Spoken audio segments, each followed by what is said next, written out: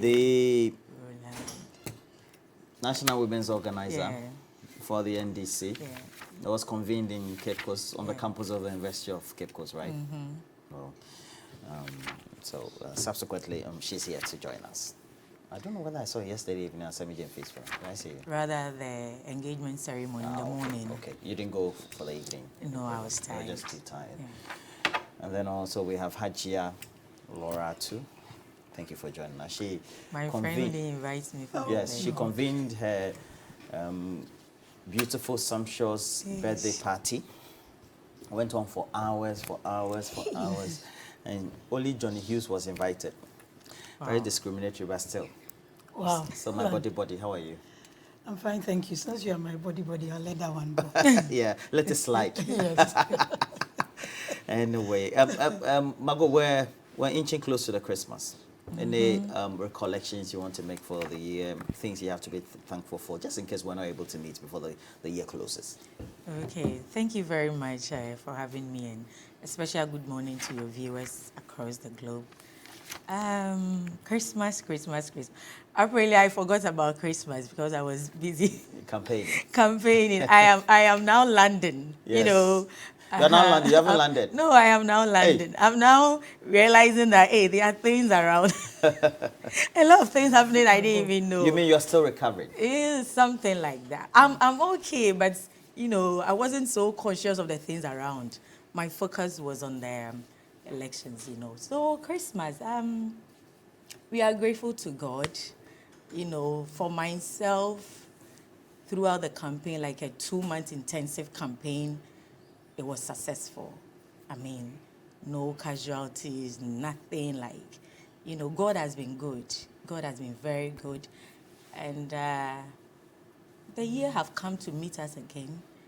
We are grateful to the Almighty, and we pray that we will be gracious in celebrating, and then we should try and let go of the stress, try and visit friends, birthday parties. If we are invited, let's attend. If there are other occasions like yesterday, wedding, Sammy's engagements and the dinner, all those things will take some of the stress away, and let's set our goals for next year. But for me in particular, I'm very grateful to God. He's been good. He's been very good. He's been At least you got to know your delegates better. Oh, they are good. My delegates are good. I know them. Okay. I know them. Right.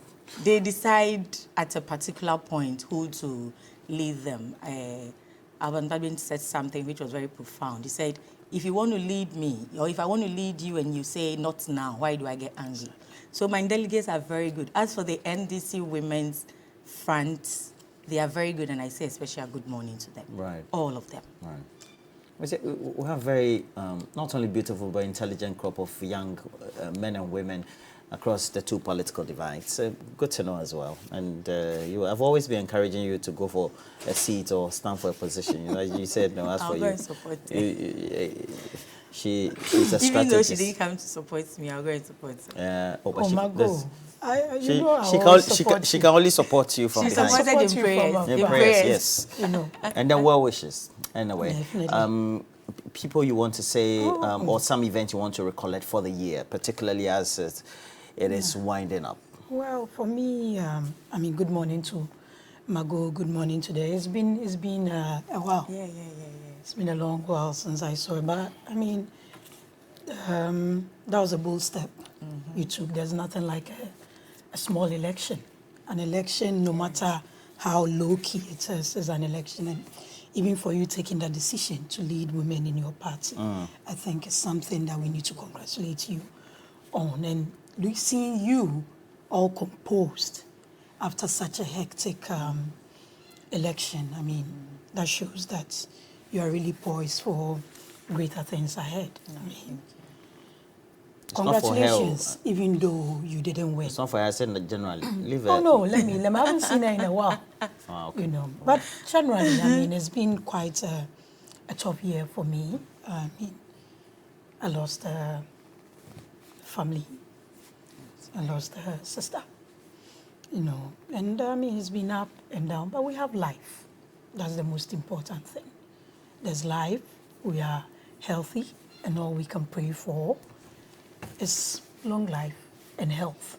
I mean, without health, without life, nothing else is important. I mean, we won't be here in the mornings to come and have discussions. We won't be having political activities. We won't be having all the engagements we're having. I mean, I wish everybody well. I mean, my Christian family and friends, I wish them the best of the season. We'll just tag along and enjoy the holidays and whatever comes with the festivities. All right. We straight away have to jump onto the issues. And because the year is winding up, we want to be soft on some of the things we'll talk about. So we'll talk about the cathedral, you know. Appropriations approved, and apparently 80 million was budgeted, and not everybody is happy about it. It's the issues about raising questions about priorities, and the president constantly, and as you saw in that insert that was played by Johnny, the president is still insisting that it has to be built. The question is whether at this point in time, budgeting 80 million Ghana cedis for the year for the cathedral is the most financially prudent action to undertake. And then, of course, we'll have a question or two to ask an economist, and we'll be joined by the Dean for the University of Cape Coast Business School, Professor John Gachi. And then we'll look at the government's own priorities and the expenditure as the appropriations have been approved, and what portends for us getting the approval from the IMF board and subsequently for the whole year. But let me ask you this question, Haja Loratu. If you look at what transpired in Parliament, there are bigger questions about whether on the corridors of government, the president is standing on one side on the cathedral, and then his ministers and the entire supporters of, or even executives of the ruling MPP are on the other side, or everybody is on board on taking some of these financial decisions on building a national cathedral. Looking at the expenditure so far on a project that is barely taken off. I mean, Roland, when it comes to the cathedral, I'm a bit careful about discussing it because of my background and what I believe in. I've said it on this set before. The edifice that you see at Kanda for the Muslim community, for me, is an edifice that I would like to see across the country in various regions. A project the president set out to build the cathedral, just as other policies that he set out to do, the social intervention policies, the industrialization policies and all that. I haven't heard any leader of the Christian faith speak against the cathedral. I stand to be corrected, if any. So that should tell you the acceptance of the project within the Christian community. I mean, people have legitimate concerns that in the times we find ourselves in, they don't think the right use of money is building a cathedral or investing into a cathedral. And just as governance works, cabinet takes decisions, finance minister puts together a budget with the other MMDAs, it goes to parliament, the people's representatives, who are supposed to be in touch and listen and represent their people. So the government has put an item in the budget. It gets to the people's representatives from what their people tell them, the people they represent tell them. They think that, fine, you want to vote 80,000 for a cathedral, but this is not what our people want at this time. I don't think there's anything wrong about people sharing their opinions and agreeing or disagreeing to what has to be or what ought to be. And they went to committee debates and all that. the money has been reallocated to other seemingly important activities. And I think that's how it should be. The more reason why they are there to represent us and make sure that what the people need is what they get. So I don't think it's something that we need to go on and on about. The money was voted for it. It's not being used for it anymore. I think we should move on. What about the conversation about Excuse me. putting together? Can we get water? That'll be great. So we'll get water. Margot, there's a bigger question about if we're in these difficult times, consulting with the IMF, trying to get after the staff level agreement, a full agreement with the board, but we'll have to meet certain criteria. Shouldn't our actions in themselves be an indicator to the IMF? And then two, we now have to get a buy-in from various bondholders in relation to getting a domestic restructuring program put together. And that also is one key criteria that the IMF is looking for. Shouldn't we be giving them those signs that this is what we intend to do, cutting expenditure, even going beyond that? Thank you, Roland. And with the cathedral issue, as Loretta said, because, you know, there's an old proverb that if you want to cheat the black man, come in the name of religion. With that, they don't add common sense or reason to it.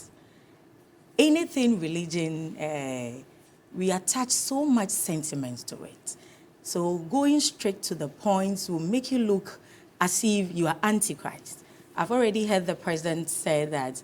Oh, anti-religion. Anti-religion. Or anti-Muhammad. You know, I've heard the president say that we are Tobiah and I think Joshua wanted to build a temple, and those, you know, Jeremiah wanted to build a temple, and then the against, you know, that is how we are being described. So from the onset, even if you want to give a holistic argument to it, you are being qualified or described as an opponent to Christ. But the most important thing is that if we really, really want to practice what Jesus Christ taught us, then we should rather take care of the poor first.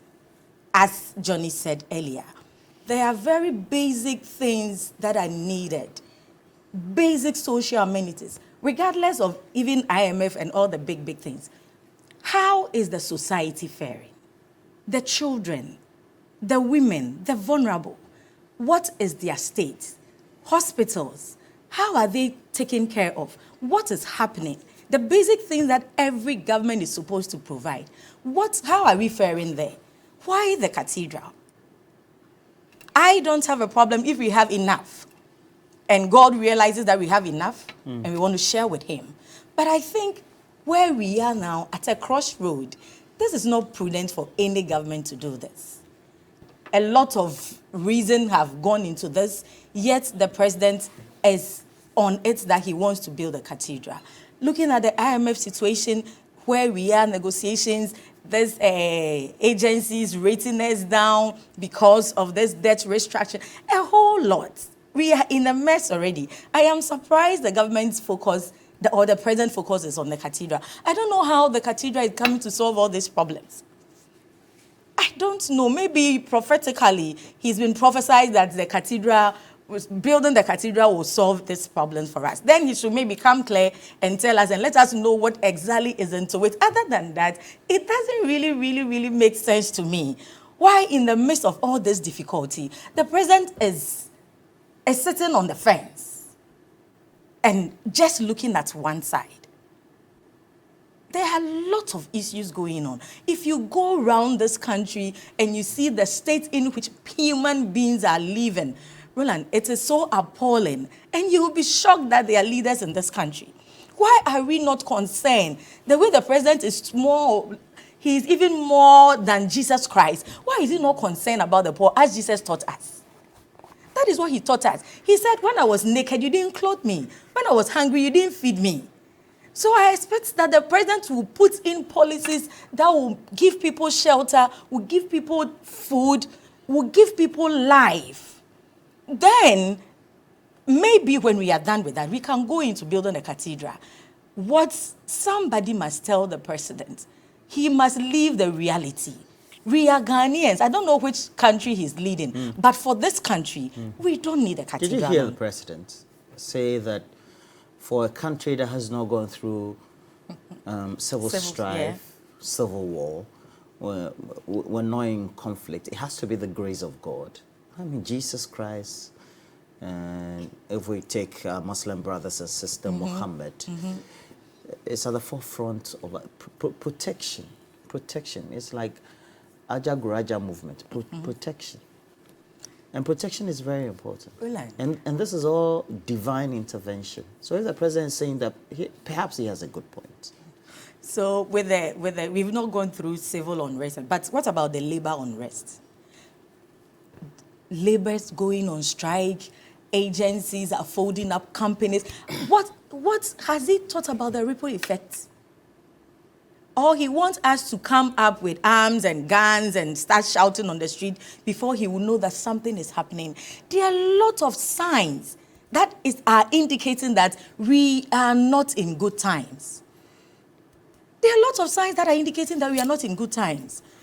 We have churches that we all go. This Christmas, the churches will be full. We all go and pray. Pastors have their job. They are praying for the country. Paul said that when you pray, pray for Jerusalem. So as Jerusalem prosper, you also prosper. The pastors are praying. They are preaching. We voted for a president to come and govern the country. We did not vote for him to come and be a pastor of a country. We have pastors already. I am surprised. Well, and I'm still surprised the way the president is thinking. I don't know what is going into those thoughts. We have pastors who have prayed for this country, who will keep praying for us. The Duncan Williams, the Otabels, they are all there. These are their jobs. We did not queue to vote for a pastor to become a president of this country. The president must know his job description. I think somebody must tell him. Somebody must tell him, because before he became a president, there were pastors in this country, there were church leaders, there were choristers who were singing praises, leading or whatever for God to have mercy on this country. We do not need. But I remember when Professor Mills was engaging pastors at the castle, he said we've turned that place into a prayer camp. What is Nana Akufo-Addo doing now? What is he doing now? What is happening doesn't make sense. So your point is that it's a lack of priority. The president must know his job. Somebody must spell it out to him. His job. He doesn't. That is why he's venturing into this kind of, because this is not what we voted for him for. We voted for people and we are expecting them to provide for the country, do development, fix the country, move the country forward. Let the religious group, we have our imams, they are praying every day. The Muslims pray 5 times in a day. They are praying for this country. Their traditional rulers, they are pouring their libation. They call Asasiya and all that. They are praying for this country. We have the pastors who pray for the nations. There have been pastors who have even gone to Akosomo to go and pray for the, so he should be in his lane. I think he's going out of lane. Seriously. You don't go to church? We go to church. Well, let's go to Parliament. It's where when they were making the approvals or for the appropriations, we had a member of Parliament for Ningo Pram Sam George raising some issues on the floor in relation to some of these allocations or expenditures that have been put in the budget. Start by putting it on record that as an elder of a church, and as a Bible-believing Christian, we on this side are not against the building of a cathedral. And this is what the Bible we believe in says to us. In Luke 14:28-30, is there anyone here planning to build a new house, in this case a cathedral, who doesn't first sit down to figure the cost so you know if you can complete it? If you only get the foundation laid, and Mr. Speaker, the Bible is so telling. The Bible knew Ghana will have a president called Akufo-Addo. This is what it says. If you only get the foundation laid and then run out of money, you are going to look pretty foolish. Everyone passing by will poke fun at you. He started something he couldn't finish. This is the word of the Lord. Don't you look foolish because you have only laid a foundation and run out of money. Mr. Speaker, this is not some church. This is the Bible. You don't go to church. In the Bible, God calls only one man, a man after his own heart. And that man was David, a man after God's own heart. A man that the finance minister aspires to be like in vain. But you see, Mr. Speaker, even when David wanted to build a temple for God, he called a man after his own heart. He said, you have blood on your hands. And for that sake, you cannot build me a temple. So he puts together the materials for the temple for his son. Mr. Speaker, I end by remembering the lost 8 citizens who lost their lives in the 2020 elections. There is blood on their hand. Can we build a temple for God? Thank you very much, Dr. This project is estimated to cost $382 million. And the appeal could be, before we got there, one of, or if not, the leader of the initial 80-something MPs who transitioned to become the numbers 95 and subsequently were told the whole of the majority, who wanted the finance minister, the same finance minister whose allocations they are defending in the budget. I don't know how we have to make it. Looks like the main issues have to then be better addressed. We have Dean of the University of Cape Coast Business School, Professor John Gachi, joining us. Professor John Gachi, good morning to you. Professor John Gachi, good morning. Well, so we'll get him. I can see him straight away on the screen, but Hajia, is there a lack of priority on the part of government when, for example, civil society is raising a number of issues? Executive Director for Africa Education Watch, Kofi Asare, is worried about how we seem to be cutting expenditure as far as school feeding grant is concerned, capitation grant, and then trying to prioritize certain actions or other expenditures in the budget in the first place. Professor John Gachi, can you hear me? Yes, I can hear you. Okay, great. You take a look at the argument subsequently heralding the approval of many of the appropriations in the budget, whether it's VAT that has now been approved, and concerns about whether there's been a lack of prioritization of certain allocations. In your own observation, looking at this budget, would you say that foremostly those criticizing Ken Oforiatta for making those allocations or not prioritizing key sectors are right? And why would you make those points in adducing your argument? Well, I think it is not my place to do that. What is very clear is that a country will have to develop based on a national development plan. In the absence of that, we do things haphazard. And in some cases, individual plans becomes a national plan, and we all go along with it, and that does not help the country. So we are paying for not accepting a national development plan. We are paying for not adhering to the proper principles of finance that should be directed where a plan has guided the country. So that is where we are now. And if you take free SHS, for example, we can do a lot in the free SHS area, but still maintain the program. We have talked about procurement inefficiency. If that is removed, we can manage to get a lot to run the program. So there are a lot of financial inefficiency in the management of the free SHS. And that is what I believe we should be targeting. I'm not sure that we want to bring the free SHS to a halt. I'm not sure that is what the conversation is about. conversation is about bringing about efficiency in the management of a free SHS. If you do procurement efficiency alone, that could save a lot of money for the country.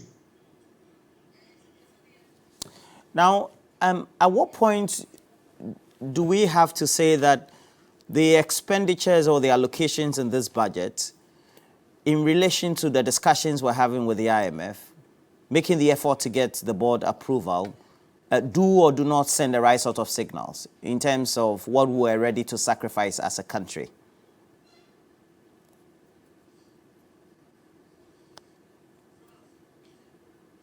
Professor Gachi. Okay, so Professor Gachi. Okay, Hajia, yes.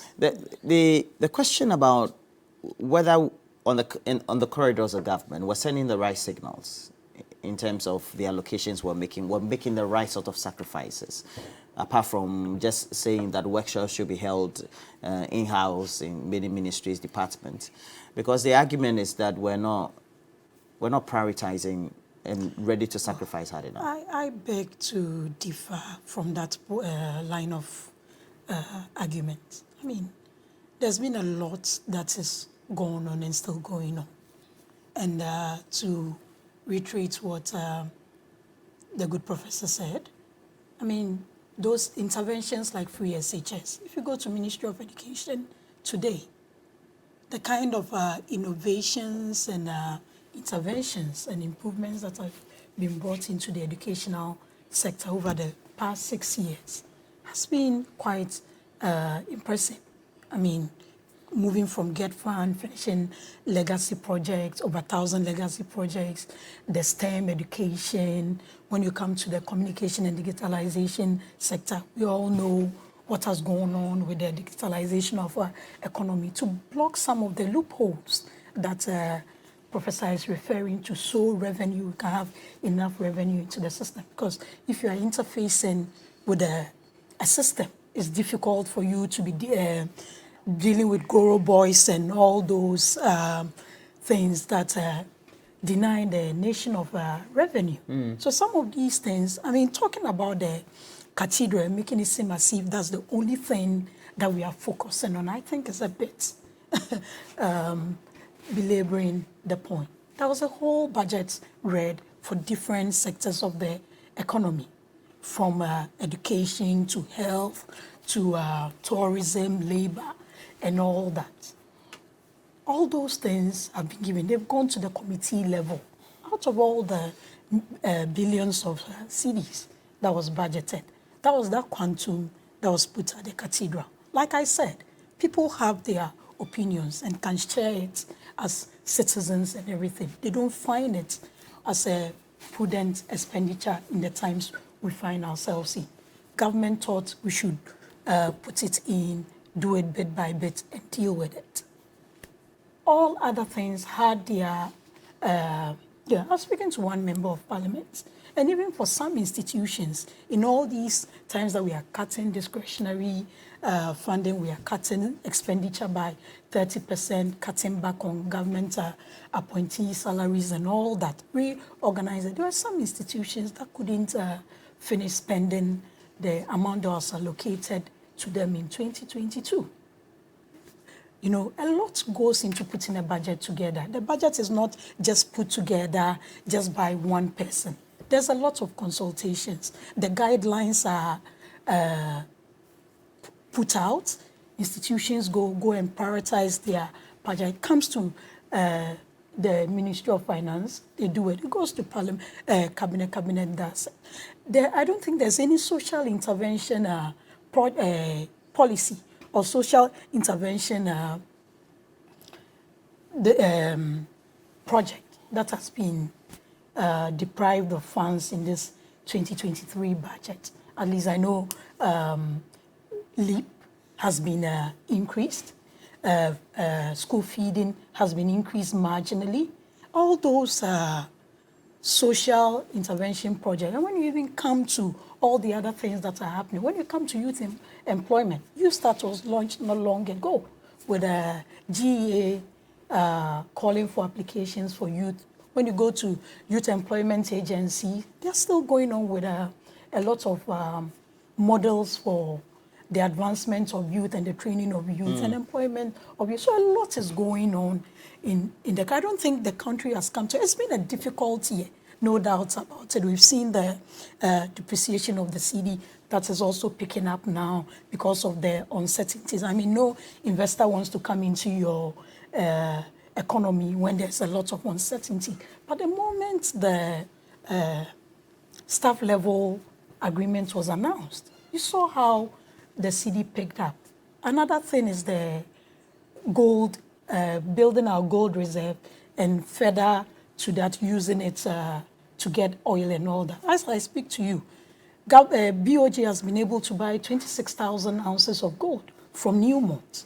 And gradually, we'll build our reserve. But you also don't expect other countries or other economies to sit down when your currency is appreciating against it. They also put measures in place to make sure that their currency grows. So all these things, I mean, there are market forces and all that.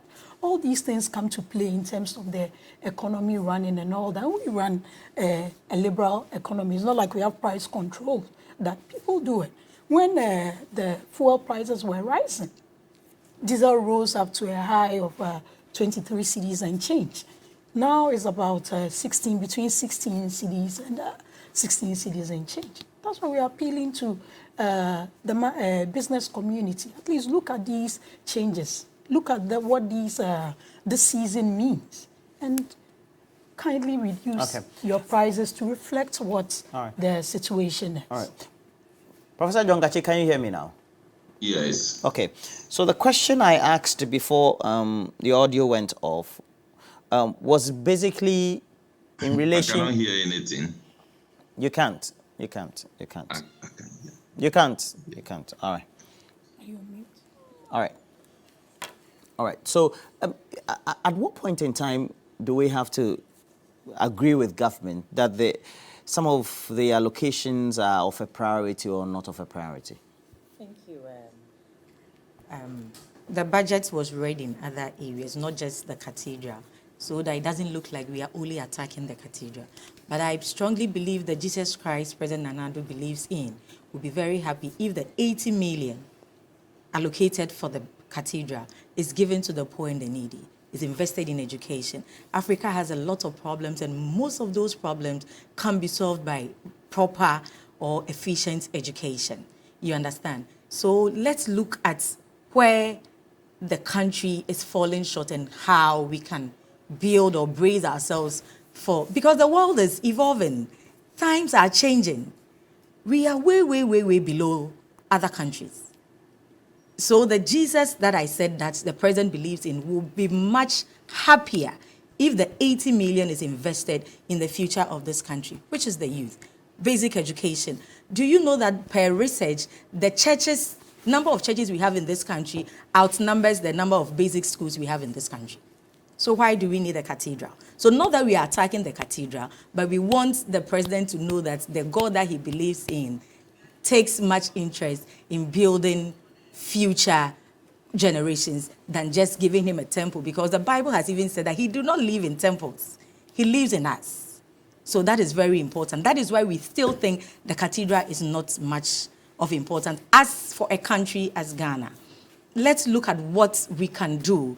Education. Now, when you go to the universities, do you know that heads of departments are even cautioning lecturers not to set questions that students cannot answer, because the product we are getting from the free SHS is so bad that they are not meeting the standard. Where did you get that from? Which of the universities? We are now doing mass production. No. From the school. I'm asking you, where did you get that from? The free SHS, it's good. But what is the... Where did you get the head of department what is the end communication result? from? Roland, do you get interns here? Do you get interns here? Yes, we do get interns. Can you get interns that they cannot even write memo, but they have graduated or they are doing communication? Are you asking for my experience? That's an assessment that the HR department experience, it's has all over. It's all over. The product we are getting now... You're saying that the quality from our free SHS... It's bad. The free SHS is good. Have you been watching the results? The results. We are talking about practicality, not what the result is giving us. When you buy past questions for students to go and write and pass, what have you done to them? Have you developed them properly to come and meet the challenges out there, to meet the industry expectation? We want free SHS. It's good, but what is the end result? Is it quantity or quality? Are we thinking about the future human resource of this country? That is what we need to focus on. So when the critics are talking about free SHS, yeah, it's good. I mean, children are going to school, but to what end? All right. Let me get back onto the phone line. And Professor John Gachi, the question about us being with the IMF and the allocations we've undertaken in the budget, what type of signal do they send to the IMF in itself about whether we're ready to sacrifice and what sort of sacrifice we are likely to undertake? Are these sacrifices that are far-reaching enough in the first place? Okay, thank you. Well, I think if you are in a crisis, there are principles that guide the management of a budget. One, we expect that you drastically cut on discretionary spending.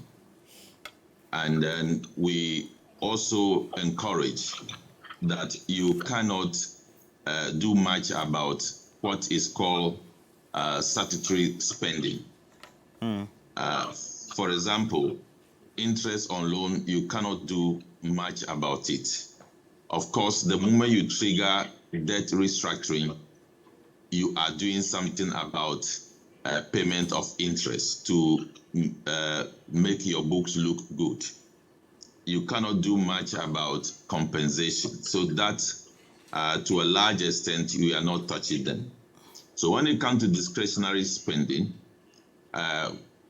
all those who are watchers of the budget want to see commitment and realignment. We all do know that it is strange to carry on all the portfolio of projects that you have been doing in good time at a bad time. So CAPEX will have to be affected somehow. But within the CAPEX, some are more prioritized than others. Those will have to be on the books. For example, if you look at free SHS, as I said earlier on, the concept is good, the principle is right, but the implementation is poor. The implementation has some financial burden that, when streamlined, can give respite to the program. But a thing like a cathedral, allocating 80 million in the budget for a cathedral, I beg to differ. It is not a prioritized project. What will be prioritized project will be investing in agriculture now, especially as we see agriculture picking up in the growth momentum of the country as reported by the SASCA service. So those are the things you should prioritize in times of crisis. But if in times of crisis you still want to carry Agenda 111, you don't want to trim it down to Agenda 50, you don't want to trim it down to perhaps Agenda 20, then the watchers of the budget will not have faith in it. So I will not say that they don't have faith in all the budgets. There are times, IMF, for example, will be happy to see us trying to do things to raise revenue. So IMF doesn't have problem with we increasing VAT. But we do know the VAT, the moment VAT is increased, prices across board will increase. Yeah. Inflation will set in. So it is not something that we should take lightly. And that is what the engagement ought to continue. Or engagement before you put some of these things in the budget. But if that doesn't happen, then you see some other side saying that they don't agree, and they are right, because of the effect that VAT will have on the general economy going forward. So I believe that we are not applying the principles well. Where we need to cut discretionary spending, as I outlined, we are not doing that so much, and that doesn't send any good signal. Now, for example, the contingency vote, the allocation was 1.4 and even reduced to just in excess of 500 million. And I have 533 million. That's what the plenary ultimately approved from the committee level and the reports brought to the plenary. And then we have other expenditures that the president seemed to be going on to say these are priority projects. In the current scheme of things, such utterances by the president, the managers of the economy that he has appointed, when we have the Bretton Woods institutions, our multilateral partners, our creditors listening to this, reported on Bloomberg, etc., how does that create a positive posture for them or a negative posture towards us in the current difficulties we find ourselves before we get a board approval at the IMF? Well, it's not a good sign. I believe you have read about Bloomberg writings concerning our budget. Yes. These are the issues that they spelled out clearly. It is understandable that those on the other side, so long as they are governments and the president is sticking on that particular project and is not ready to trim down the flagship project that we have, they have no alternative but to defend it. That is fine. But we need to know what we should do in a crisis. If indeed we are in a crisis, certain things must definitely be realigned. And we have not seen that realignment, and I do not think that is encouraging enough. Mm-hmm. I see. Hajia, these observations that are raised by independent people, academics, and whether they are concerns, the Bretton Woods institutions and the rating agencies could also be taking this not lightly. How do they rub off within the corridors of power? Roland, I mean, the opinions and suggestions from people like Prof, I don't think go unlistened to. There are lots of consultations that have gone on. I think, if I dare say, more than ever in these times that we find ourselves in, because the situation we find ourselves in affects every single person in this country. And the best way to go about it is consult and keep consulting, reviewing and consulting, just as the measures that have been put in place. And it's a process. It's a continuous process. I mean, a lot went into the budget, consultation went into engagements with IMF, a lot of consultations went into agreeing on what should be entailed in the debt operations. A lot of engagements are still going. As we speak, Labour is agitating, and what's their main point of they need to be engaged by government, and those things are going on, as indicated by the Deputy Minister for Labour, Employment and Labour. You know, so these discussions are going on. These contributions and all that. I don't go on the concern is that the president and his finance minister are just not listening to his own MPs. They're not listening to general observers who are in academia, also monitoring the economy either from the side of the Bretton Woods institutions or the rating agencies, and even just general critics outside the country about expenditure on items which could be put on hold until we get out of these difficulties we find the economy in.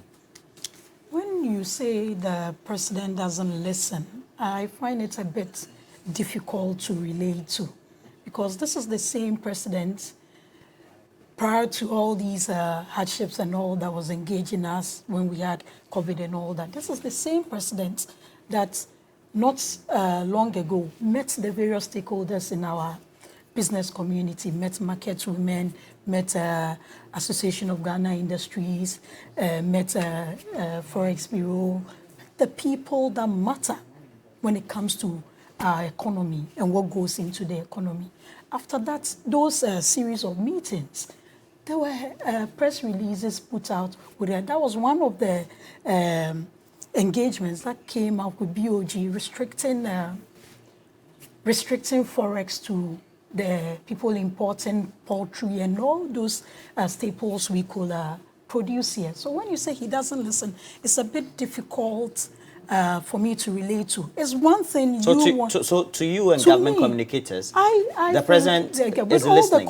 I think he's listening from what is coming out and all that, with all the engagements that are going on. It's difficult for me to say. It's a different thing when you say what you want to be done is not being done. But to say the president is not listening, I think is a bit, and when you go to what the agreement was with the MPs wanted a finance minister out. They held a press conference. Nobody gagged them from doing that. That is the party we find ourselves in. They met with him. They came to certain agreements. That letter signed by the majority leader is on record. That let him finish the budget, let him finish the IMF negotiations. Have the IMF negotiations ended? We just got in a staff level agreement. It's now going to go to the board. Further discussions will go on before whatever it is. So when you keep referring to he not listening to his MPs, someone who doesn't listen will call MPs who are agitating and have a conversation with them and come to an agreement. It's difficult to do that. But going on from there, I think the statements my dear friend Margot made shouldn't go unresponded to. For her to say we are doing mass production and all that, I think is on an indictment. The kind of children we are coming up now tells us... being produced through the free SHS being produced system. through the free SHS now also tells us the kind of parents we have now. If we want Are you saying that you love the quality out of the free SHS system? Roland, when you do, I was trying to get the figures. The results from I was trying WAEC. to get the results for 2022 in terms of the percentages. But even when you take English language, in 2015, 45.2% passed, got A1 to C6. In 2016, 51.6%. In 2017, 52.24%. In 2018, 46.79%. In 2019, 49.06%. In 2020, 57.34%. In 2021, 54%. I was trying to get the 2022. Don't also forget that with free SHS coming in, it has challenges, no doubt about it. And like the Prof said, there are some financial challenges to it. Nobody denies that. Is that not the reason why they said the president doesn't listen? But the quality that is coming out of it, for my dear sister, they go from primary to GHs to SHS. The interventions now being put in place at the primary and junior secondary level is what is accounting for some of these pass rates. We may have challenges with double track. They put double track.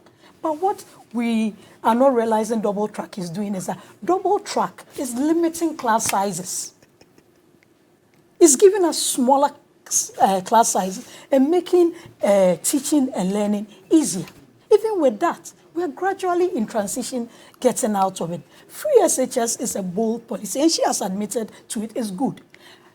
It's up to all of us to make sure it works so the human resource in this country, in another 10, 15 years, you cannot be pushing for industrialization when you are not building quality human resource. So for her to say it's mass production and all that, I think unless she has facts Today are throwing fire. to it, she has facts that can Let me put heat up out and come. the Let me- fact that we let are me doing. go and heat up and come. I disagree totally with we her. have to go for a break, but Professor Gachi, the last one. Ideally, of course, we have approvals being made for allocations for appropriation in the budget. Ideally, which priority projects and social intervention projects should have been taking a relook at in terms of their expenditure, for which the president boldly, alongside his finance minister, needed to make some sacrifices on?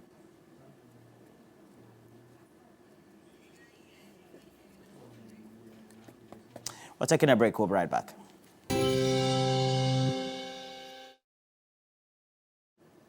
Now, we have to try and wrap up the conversation now, but let me ask you, Margot, if there are priority projects that need to be, or ideally should have been, cut by way of the expenditures, which ones should they have been? Because we have one district, one factory, one constituency, 1 million. That one, is it still on? One constituency, $1 million, etc. The slogans are still there, but the slogans are policy actions. Yeah, they are, but it's actualization. That is the most important thing. You know, we are all interested in the results, not excuses or how you name them. So for me, I think that this government has not done enough. They are 6 years on now, and per their policies, at least, if 2 or 3 of them should yield results, we could credit them. You understand? But you touch this, you leave it. You touch this, they've become jack of all trades. And we are not getting the proper feedback. Okay. This is one country. Larry said they started, I spoke about the free SHS. Roland, ask the basic schools, ask the teachers, when was the last time the government sent textbooks for the new curriculum? It starts from somewhere, as we all say. Teachers are complaining about textbooks from the basic level. Let's even leave free SHS. From the basic level. So let's all come together and look at this problem. As I said, education can only solve most of Africa's problems. So if you're a country and your health industry is not productive, you are not productive.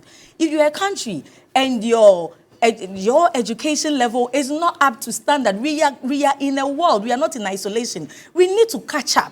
So when we are so emotional and we are blunt on such issues, we are not attacking governments, but we are trying to secure the future that we all want to see. The government, from 2020 elections, I remember as part of the campaign team, I was one of the campaign deputy spokesperson. We spoke about the president cutting down costs, reducing the number of ministers, presidential staffers, all those, we said all those. They never listened. Lawrence said the president listens. Maybe he has some selective amnesia. He wants to listen to the things that he wants to listen to. Because we said all this. 152 ministers, he said he was in a hurry, over 1,000 presidential staffers. And these people pay even the salary structure of 2016. Their monies were huge. In a year, we could use those monies for a lot of things. We advised the president to cut off the number of ministers, reduce the unnecessary spending. The spendings that goes on at the Jubilee House, spending on refreshment and all those things. We are not saying don't refresh yourself. But they are in the budget.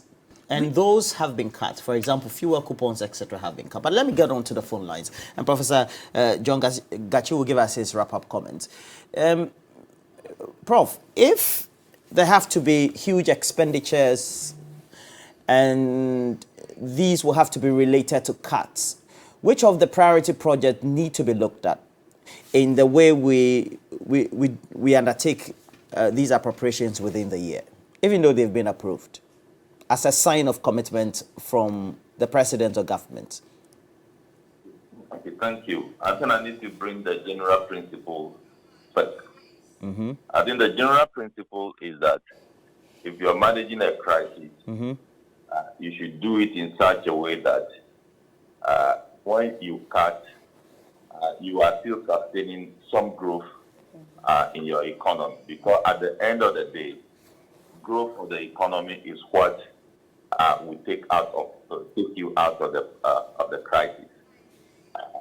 So what is supposed to be done is that you have Agenda 111. You ask yourself if it is not possible to reduce it by 50%. You have what they call the National Cathedral. You ask yourself if that cannot be stopped for now, to give way to be able to invest properly in agriculture, because we have also realized that we are very deficient in agriculture.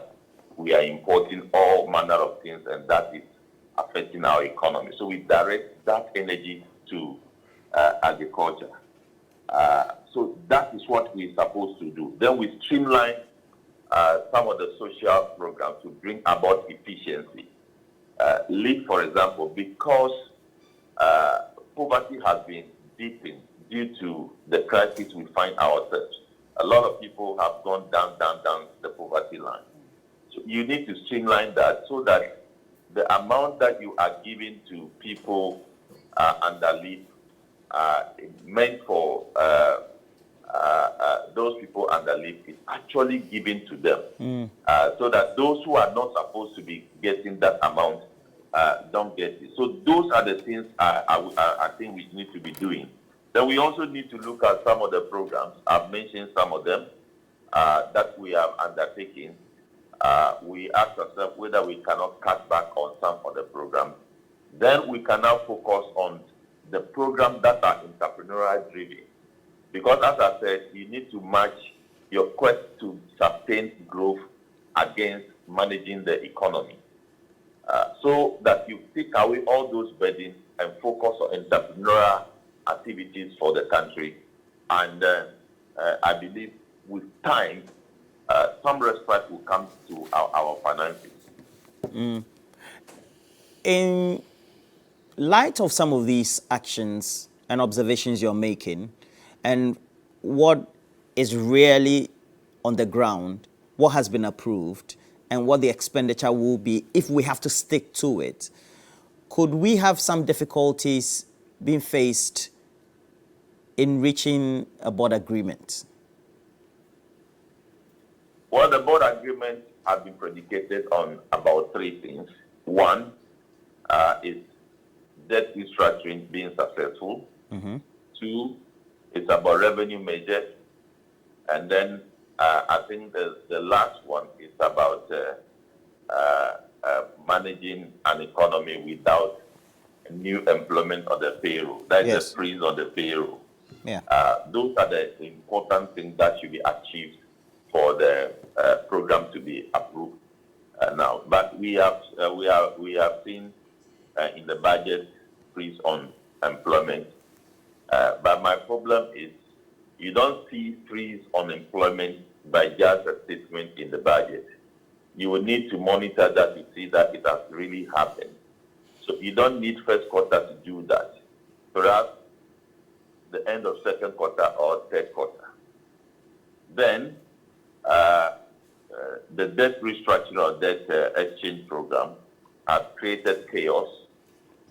The international creditors have set up a creditor committee. When creditor committee is set up, it's in response to the declaration of bankruptcy that is in the corporate world. It's in reaction to the declaration of default.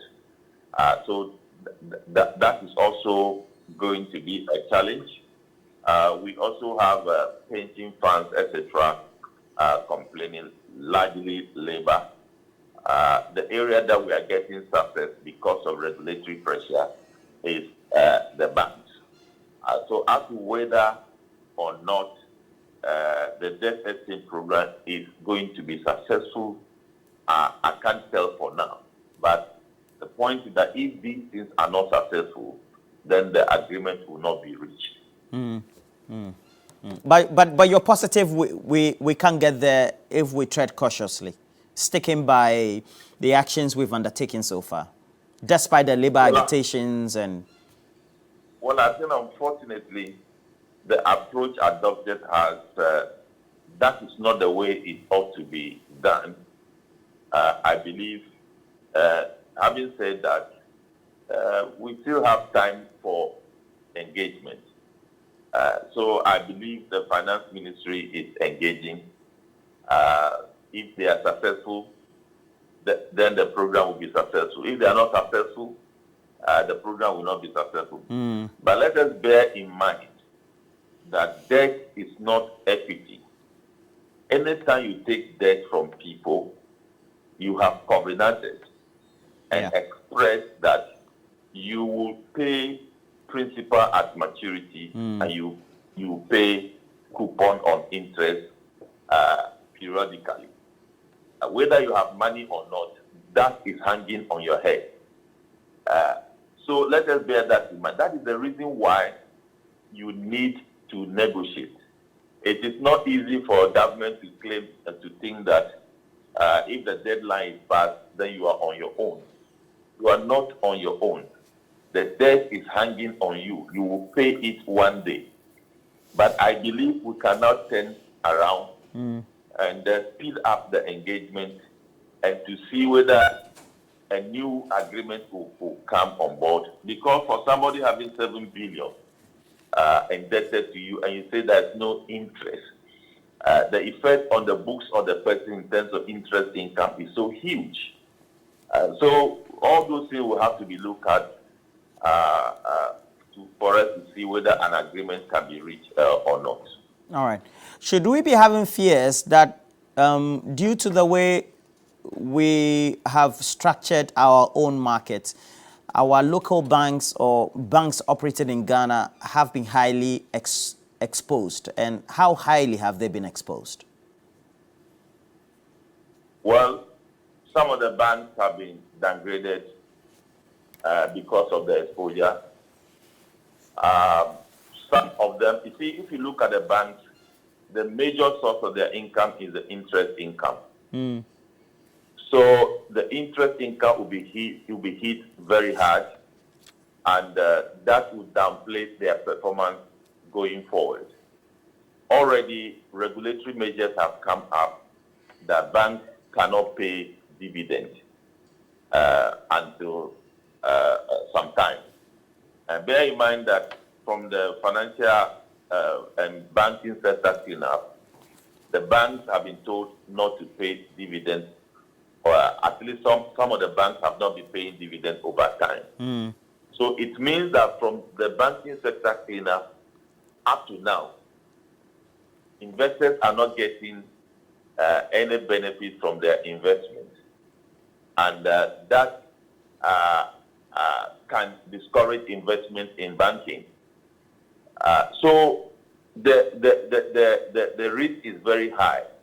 If you want me to grade you, the risk is very high, and that is why we need to be talking to one another so that positions are understood, so sacrifices can be given voluntarily to help the cause of the debt exchange program. If not so, there will be chaos. IMF will not sign the deal, and we are in trouble. Okay. I'm not aware. I've not listened to news this morning to know whether the VAT have been approved or not. It has been approved. Okay. So if that has been approved, then it means that one is chopped. Okay. Because those are the revenue measures in the budget. So All that right. one has to clear. Okay. So Okay. the most important one is the debt restructuring now. Okay. Thank you very much. Professor John Gachi is the Dean, University of Cape Coast Business School, helping us outline our conversation. But just in a minute. I just realized, did Margot say we have 152 ministers? Is that what you said? No. Anyway, she Margot, didn't say that. Cows are trapped by their horns. Women are trapped by their waist. Watch it. It's a Malawian proverb. I mean, let's go back to free SHS. Roland. No, we don't have the time. Please Let's wrap go up. back to free SHS. Roland. A minute. It's a good policy. She admits to that. Okay. People just didn't start feeling. The kind of quality education we give our children today determines what. If any head of department is really doing what Margot said they are doing, then it's a big disservice to our nation, and they need to stop it. Okay. Children, students must be made to come up. In your estimation, as you think the product from free SHS are good? Yes. Okay. And Roland, statistics shows if Margot has contrary statistics, she should prove it. But from what research has done, we've seen our education go through a lot of reforms. From 1987 when PNDC went, 1994, 1996, with what the Educationist Conference said, to where we are now. We all owe it a duty to the future of this country to make sure this works. For me, 30 seconds, unfortunately. Yeah, as parents, let me also end with free SHS. we want to see our secondary education. We want to see the competition that was on when we were there. Students were burning the midnight candles to go to grade 8 schools. We want to see those competitions. What they still do? Not now that we are promising students What whether, they still do? whether Only you, the education irrespective minister, of the grade, you'll be taken somewhere. Let's bring the competition. Only Dr. Yaweduchum says the that competition really helps. they want to open it up for everybody within the nooks and crannies. The competition really helped, and parents are worried. Free SHS is a good policy, but let's get the end results. Let's get the quality, not the quantity they are producing. Let nobody take the credit that these are Nanado's graduates or these are these people's graduates. What is important is that these are Ghanaian and this is the future of this country. All right. And let's all come together, criticize them where they are not doing well. Let's tell them. So you are saying the policies are good, but They are the end good, results but are bad. We need efficiency. Margot, thank you very much. Hajia Loratu. Let me just read a couple of the messages. This one is from Prince Henry in Kofodia. Loratu is saying we should all help in making the free SHS better, but when we advise them to review it, well, they say that it means cancellation. My question to Loratu then is that the World Bank is reviewing it and we should say the free SHS should be cancelled. Is that a question? Why should we should be principled as politicians because the future is pregnant? That's Prince Henry Kofodia. And what he's saying is captured in daily graphic reports of Tuesday, December 2022. Okay, Tuesday, December 2022. I read that. It's compiled by or filed by Maxwell Adombella, and you just have to grab a copy of the free SHS. This one also coming from lawyer Kakra Isamwa he says, I said Akufo-Addo doesn't even understand what he's doing. A cathedral is a seat of a bishop. There's no animal in Christendom known as a non-denominational bishop. Why is MPP giving the impression that all those who have finished junior high school are illiterate, and that only those who are completing junior high schools are the best quality we can ever have? Like thank you for those comments as well. Please make sure you get interactive. Get onto our socials at the hashtag TV3Newday as you go search for TV3 Ghana. We're taking a break. When we come back, we'll have more right here on the show.